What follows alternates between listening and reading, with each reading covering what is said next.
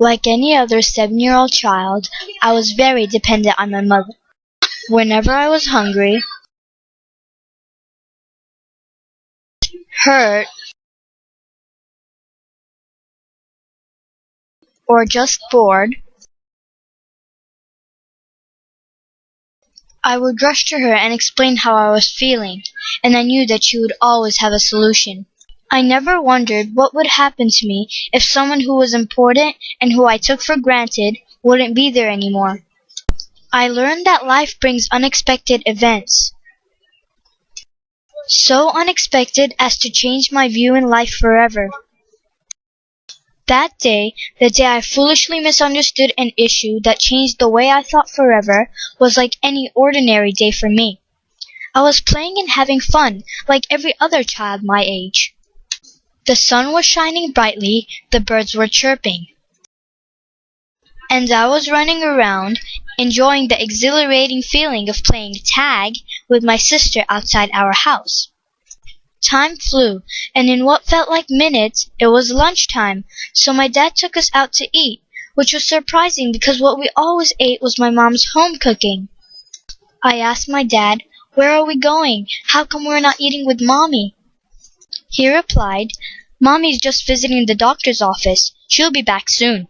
I ignored the thought, thinking it was a regular checkup, like the ones I was used to, and I happily thought of the delicious food I was going to sink my teeth into. With a full stomach and a satisfied feeling, I entered the house, wondering what my next activity will be. I climbed the stairs, taking my time, making sure I didn't hurry and upset my stomach. I finally entered my room and noticed it was tidy. The Barbie dolls were neatly arranged and the bed was nicely made. "Mommy's back," I thought as I rushed to her room.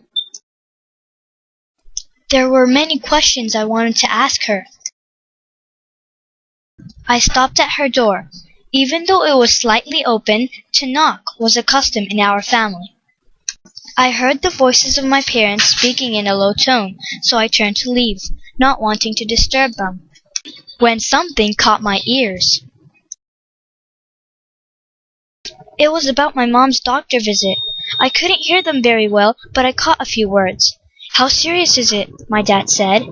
My mom had a low voice, so all I caught was the word serious. Then my dad asked, "How long until?" But unfortunately, I didn't hear the rest. But I did hear what my mother had said after that. "In a few months," and my mind felt like it had been electrified. I don't know what made me draw a conclusion like this, but I thought that my mother, the most important person in my life, the sun that gives her rays so that I can grow, will not stay much longer. I felt like the sky was crashing down on me.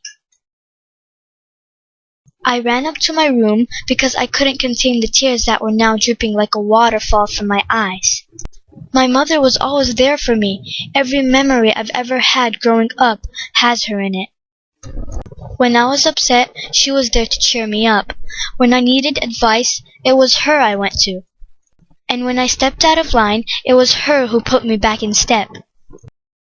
She was a strong, loving mother who I always knew was on my side, who would do anything for me and my sisters, and raised us well and made us the people we are today. She was a huge and important part of my life, and if she left, I wouldn't know what to do. You never expect the sky to fall down. The sky is always there, and that's exactly how I felt about my mother. I stayed in this broken state for a few days. Once she noticed me drying my tears, she asked me, "Maya, what's wrong? Are you getting sick or did you get hurt?" The worried tone in her voice made me feel worse, as I thought she wouldn't be able to worry about me. I quickly replied, "Nothing, I just have something in my eye." I quickly went up the stairs. She noticed something was wrong. She followed me into my room and sat down on my bed and called me to her lap. I accepted her offer and appreciated this kind gesture, something I would have taken for granted before. My mom encouraged me to open up to her, and as much as I didn't want to, since I knew that she didn't know I overheard some of her conversation, I couldn't resist. She had a way with people that made it impossible to hide anything from her. I told her what I knew. I waited anxiously for her reaction, wondering what she was thinking.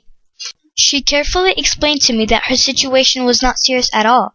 In fact, it was a very small matter. She couldn't believe how I could have misunderstood so much. I expected to be angry and embarrassed, but all I felt was relief. Excitement vibrated through my body, and it felt like I was being healed. I hugged her tightly, and she returned it with motherly warmth, and all that was going through my mind was thank God. My happiness was overwhelming, and I realized the importance of my mom in my life. I loved her dearly and appreciated her more than ever.